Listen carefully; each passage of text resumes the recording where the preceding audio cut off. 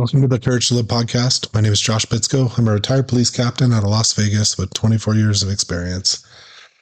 Currently, I travel the country and I teach people about courage, resilience, and leadership.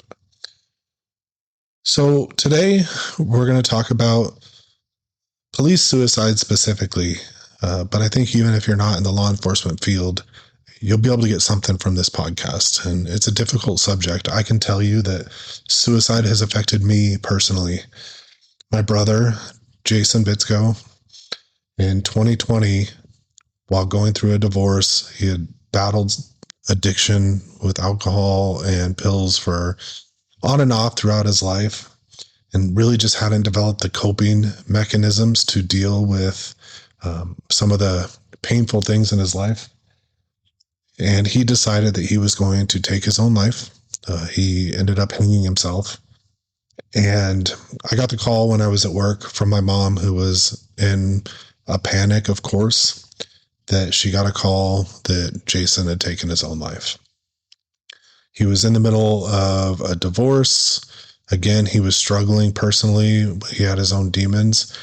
And it was honestly one of the worst experiences that I've been through. Is he was, when we talk about suicide, we talk about the reasons they got there. But oftentimes we don't talk about that he was kind, probably one of the smartest people I knew.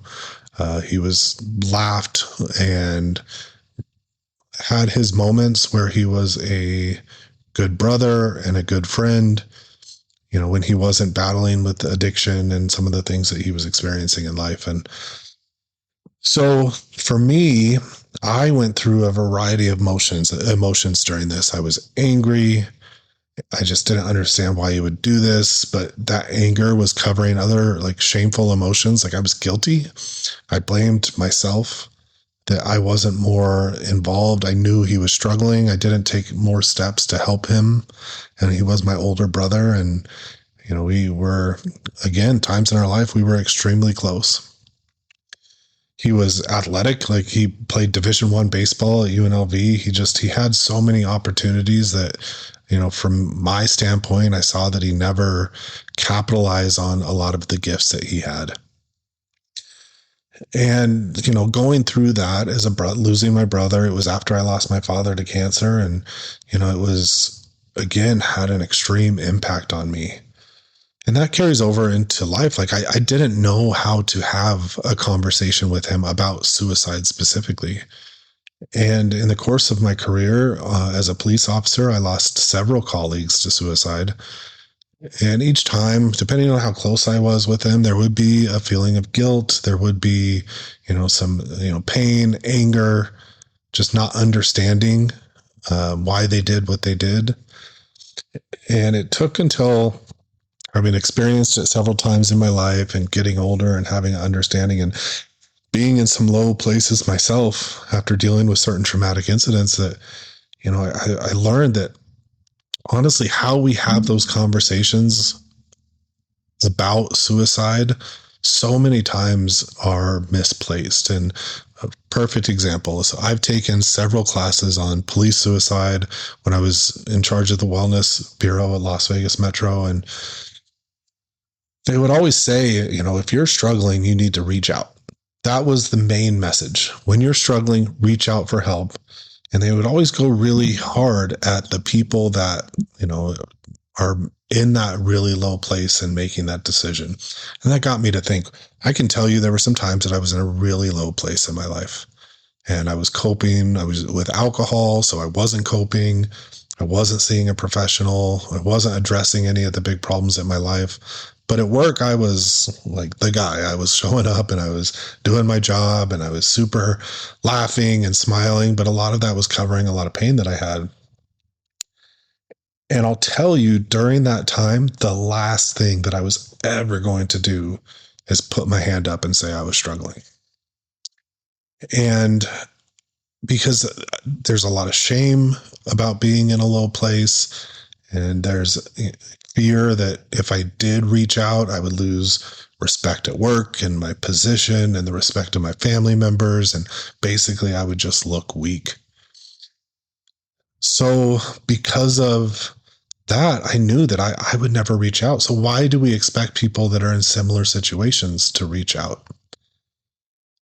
If we are going to, as a society and as an industry and law enforcement, but just as people, reduce the epidemic of suicide, then we need to change our mindset around suicide and how to help people. Because telling people to reach out when they're struggling, that's just not going to get there.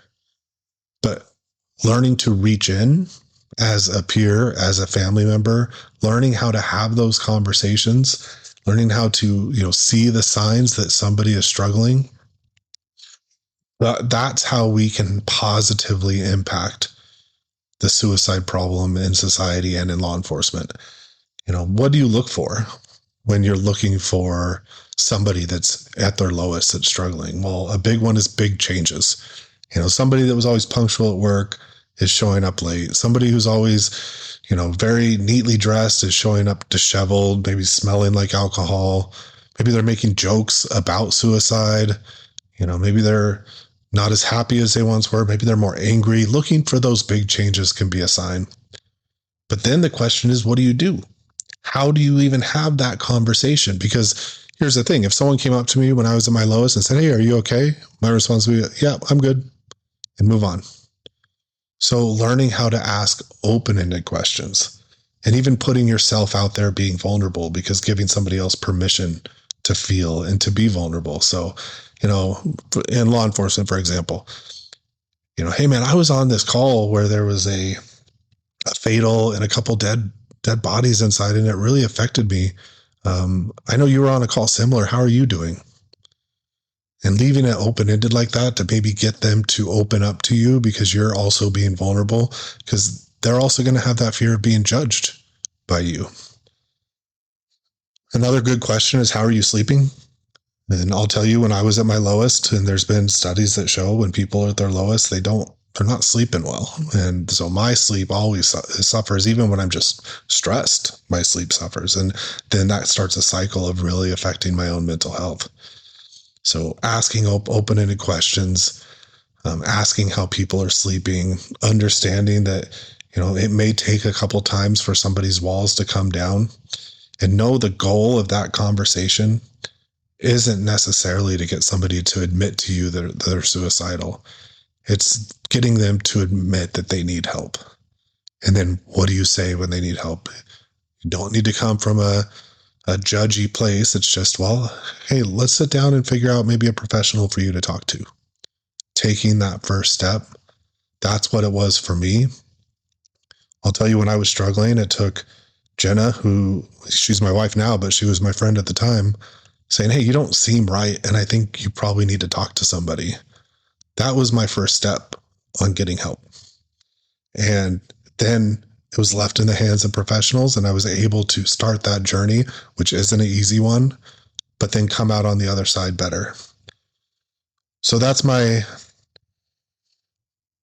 mission for you today is, you have a friend that you think is struggling. Those hairs on the back of your neck are standing up. Reach in. Start with a conversation. You don't have to accuse people. You don't have to say, "Hey, I'm worried you're suicidal." Just find out how they're doing. Ask those open-ended questions. And maybe, just maybe, that will save a life. And I wish I would have done that with my brother. So thank you. If you enjoyed the podcast, please share it or subscribe, share it with a friend. And I appreciate you spending time with me today.